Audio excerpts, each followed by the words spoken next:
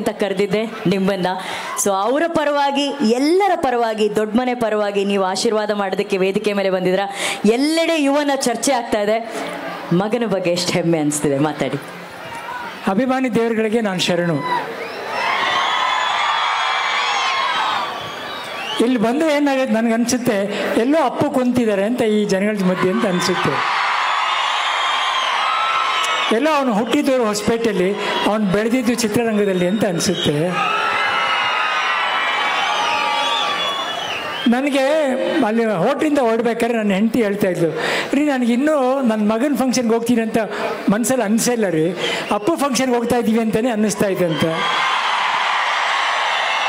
ನನಗೆ ಈಗಲೂ ಹಾಗೆ ಅನ್ನಿಸ್ತಾ ಇದೆ. ಅವನು ಏನು ಮಾಡ್ಬಿಟ್ಟು ಹೋಗಿದೆ ನೋಡಿ ಅಪ್ಪು. ಅವ್ರು ಹೋಗೋಕ್ಕೂ ಒಂದು ವಾರದಿಂದ ನನ್ನ ಹತ್ರ ಬಂದು, ರಗಡ ನಿಮಗೊಂದು ನೋವಿರುತ್ತೆ ಮುಂದೆ. ಶಿವನನ್ನು ಅಮ್ಮ ಪರಿಚಯಿಸಿದ್ರು ವಜ್ರೇಶ್ವರಿ ಕಂಬೈನ್ಸಲ್ಲಿ, ನಿಮ್ಮನ್ನು ಮಾಡಿದ್ರು, ಅಪ್ಪುನ ಮಾಡಿದ್ರು, ಕೊನೆಯಲ್ಲಿ ವಿನಯನೂ ಮಾಡಿದ್ರು. ಗುರುದು ನೀವು ಮಾಡಬೇಡಿ ರಾಘಣ್ಣ, ನಿಮ್ಮ ಕೈ ತಡ್ಕೊಳಕ್ಕಾಗಲ್ಲ, ಬೇಡ, ಒಳ್ಳೆ ಪ್ರೊಡಕ್ಷನ್ಗೆ ನಾನೇ ಹೇಳ್ತೀನಿ, ಹೊಂಬಾಳೆಗೆ ಮಾಡಿಸಿ ರಾಘಣ್ಣ, ನೀವು ಒಬ್ಬ ತಂದೆಯಾಗಿ ಚೇರ್ ಮೇಲೆ ಕೂತ್ಕೊಂಡು ಎಂಜಾಯ್ ಮಾಡಿ ಅಂತ ಹೇಳಿದರು.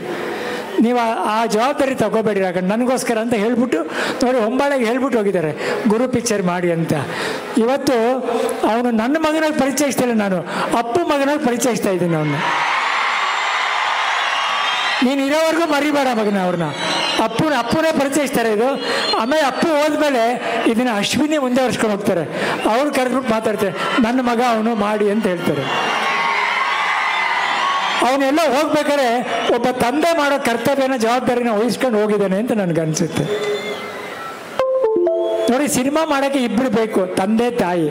ತಂದೆ ಅಂದವನು ನಿರ್ಮಾಪಕ, ತಾಯಿ ಅನ್ನೋರು ನಿರ್ದೇಶಕ. ಹೊಂಬಾಳೆ ನೋಡಿ, ಅವರು ದೇವರಿಗೆ ಮುಡಿಸ್ತಾರೆ ಆ ಹೂನ. ಅಂಥವ್ರ ಹತ್ರ ನನ್ನ ಮಗನ್ನ ಅವ್ರ ಜವಾಬ್ದಾರಿ ಒಪ್ಕೊಂಡು, ಒಳ್ಳೆ ಗೂಡಲ್ಲಿ ಗುಬ್ಬಚ್ಚಿ ಮರಿಗಳನ್ನ ಕಾಪಾಡುತ್ತಲ್ಲ ಆ ಥರ ಕಾಪಾಡ್ಕೊಂಡು ಸಿನಿಮಾನ ಮಾಡಿದ್ದಾರೆ.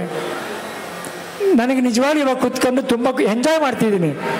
ಅಂದರೆ ಯಾವುದು ಟೆನ್ಷನ್ ಇಲ್ಲ, ಸಿನಿಮಾಗೆ ಏನು ಖರ್ಚು ಮಾಡಬೇಕು, ಹೇಗೆ ಮಾಡಬೇಕು, ಯಾವುದು ಟೆನ್ಷನ್ ಇಲ್ಲ, ಹೇಗೆ ರಿಲೀಸ್ ಮಾಡಬೇಕು ಅಂತ. ಅದ್ಭುತವಾದ ಒಬ್ಬ ನಿರ್ಮಾಪಕ ನನ್ನ ತಮ್ಮನೇ ಹುಡುಕಿ ಕಳಿಸಿದ್ದಾನೆ ನನಗೆ. ಸೊ ಮುಖ್ಯವಾಗಿ ಅವ್ರಿಗೆ ನಾನು, ನಿರ್ಮಾಪಕರಿಗೆ, ನಿರ್ದೇಶಕರಿಗೆ ನಾನು ಥ್ಯಾಂಕ್ಸ್ ಅಂತ ಹೇಳಿದರೆ ತುಂಬ ಚಿಕ್ಕ ಮಾತಾಗುತ್ತೆ. ಅವ್ರಿಗೆ ನನ್ನ ಸಾಷ್ಟಾಂಗ ನಮಸ್ಕಾರ ಅಂದರೆ ಅದು ಸರಿ ಅನಿಸುತ್ತೆ. ಇದು ನನ್ನ ಮಗಂದು ಒಬ್ಬಂದೇ ಸಿನಿಮಾ ಅಲ್ಲ, 4-6 ಜನ ಸೇರಿ ಈ ಸಿನಿಮಾ ಮಾಡಿದ್ದಾರೆ, ಕಲಾವಿದರು. ಒಂದು ಕಲಾವಿದೆ ಬಗ್ಗೆ ನಾನು ಮಾತಾಡಲೇಬೇಕು ಈ ಸಿನಿಮಾದಲ್ಲಿ. ಅವರು ನಮ್ಮ ತಂದೆಗೆ ಮಗಳಾಗಿ ಬಂದಿದ್ದಾರೆ, ನಮ್ಮ ಅಣ್ಣನಿಗೆ ಜೋಡಿಯಾಗಿ ಬಂದಿದ್ದಾರೆ, ನನ್ನ ಮಗನಿಗೆ ಟೀಚರಾಗಿ ಬಂದಿದ್ದಾರೆ. ಇತ್ತೀಚೆಗೆ ನನ್ನ ಜೊತೆ ಒಂದು ಸಿನಿಮಾ ಮಾಡಿದ್ದಾರೆ. ಈಗ ನನ್ನ ಚಿಕ್ಕ ಮಗನಿಗೆ ತಾಯಿಯಾಗಿ ಬಂದಿದ್ದಾರೆ. ಸುಧಾರಣೆ ಅವರೇ ತುಂಬ ಥ್ಯಾಂಕ್ಸ್ ಅಮ್ಮ. ನನ್ನ ಫೇವ್ರೆಟ್ ಆ್ಯಕ್ಟ್ರು ಅಚ್ಯುತ್ ರಾವ್ ಅವರು, ನಿನ್ನ ಜೊತೆ ಅವರೇ ಮಾಡಿದ್ದಾರೆ ಮಗನೇ. ನನ್ನ ದೊಡ್ಡ ಮಗನಿಗೂ ತಂದೆಯಾಗಿ ಮಾಡಿದ್ದಾರೆ, ನನ್ನ ಚಿಕ್ಕ ಮಗನಿಗೂ ತಂದೆಯಾಗಿ ಮಾಡಿದ್ದಾರೆ. ತುಂಬ ಖುಷಿ ಆಯ್ತು ಸರ್ ನನಗೆ. ನಿಮ್ಮೆಲ್ರಿಗೂ ನನ್ನ ಥ್ಯಾಂಕ್ಸು. ಹಾಗೆ ಕಾಂತಾರ ಚಿತ್ರದಲ್ಲಿ ನಮ್ಮ ಸಪ್ತಮಿಯವರು ಆ್ಯಕ್ಟ್ ಮಾಡಿ ತುಂಬ ಫೇಮಸ್ ಆಗಿದ್ರು. ಈ ಸಿನಿಮಾದಲ್ಲಿ ಒಪ್ಕೊಂಡು ಒಬ್ಬ ಹೀರೋಯಿನ್ ಆಗಿ ಮಾಡಿದ್ರು, ಅವ್ರಿಗೂ ಒಳ್ಳೇದಾಗಲಿ. ಸಿನಿಮಾದಲ್ಲಿ ತುಂಬ ಜನ ಕೆಲಸ ಮಾಡಿದ್ದಾರೆ, ಸುಮಾರು ಎಲ್ಲರೂ ಜ್ಞಾಪಿಸ್ಕೋಬೇಕು ನಾನು. ಆಮೇಲೆ ಪ್ರತಿಯೊಬ್ಬರಿಗೂ ಒಂದು ಆಸೆ ಏನು ಗೊತ್ತಾ, ಗುರುಗೆ ಸಿನಿಮಾ ಚೆನ್ನಾಗಿ ಬರಬೇಕು ಅಂತ ಎಲ್ಲರಿಗೂ ಮನಸ್ಸಿಂದ ಒಂದು ಆಸೆಯಿಂದ ಮಾಡಿದೆ. ಸರ್ ನಿಮ್ಮ ಮಗನ ಸಿನಿಮಾ ಚೆನ್ನಾಗಿ ಮಾಡಬೇಕಂತ ಪ್ರೀತಿಯಿಂದ ಮಾಡಿದೆ. ಆ ಪ್ರೀತಿನೇ ಯುವ. ಎಲ್ಲರೂ ಕೇಳ್ತಾರೆ, ಸರ್ ನಿಮ್ಮ ಮಗ ನಿಮ್ಮ ತಮ್ಮನ ಜಾಗ ತಗೋತಾರಂತ.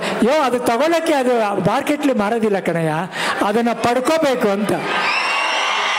ಅದು ತಗೊಳಕ್ಕಾಗಲ್ಲಪ್ಪ, ಅದನ್ನು ಪಡ್ಕೋಬೇಕು, ಅದೆಲ್ಲೂ ಸಿಗಲ್ಲ.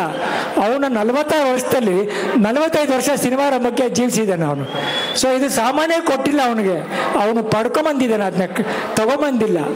ಸೊ ಹಾಗೆ ನನ್ನ ಮಗನಿಗೆ ಏನು ಬೇಕಪ್ಪ ಅಂತ ನೀವೆಲ್ಲ ಕೇಳಿದರೆ, ನನ್ನ ಮಗನಿಗೆ ಸ್ಟಾರ್ಡಮ್ ಬೇಡ, ಒಳ್ಳೆ ಡ್ಯಾನ್ಸರ್ ಆಗಬೇಕು ಅನ್ನೋದು ಬೇಡ, ನನಗೆ ಒಬ್ಬ ಒಳ್ಳೆ ಫೈಟರ್ ಆಗಬೇಕು ಅನ್ನೋದು ಬೇಡ.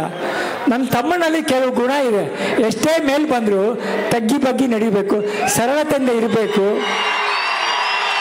ಕೊನೆವರೆಗೂ ಅಭಿಮಾನಿಗಳನ್ನ ದೇವರಾಗಿ ನೋಡಬೇಕು, ನಾವು ಇರೋವರೆಗೂ ಸುತ್ತಮುತ್ತ ನಮ್ಮ ಜನಗಳನ್ನ ಬೆಳೆಸ್ಬೇಕು ಅಂತ ಹೇಳ್ಬಿಟ್ಟು ಹೋಗಿದ್ದಾರೆ.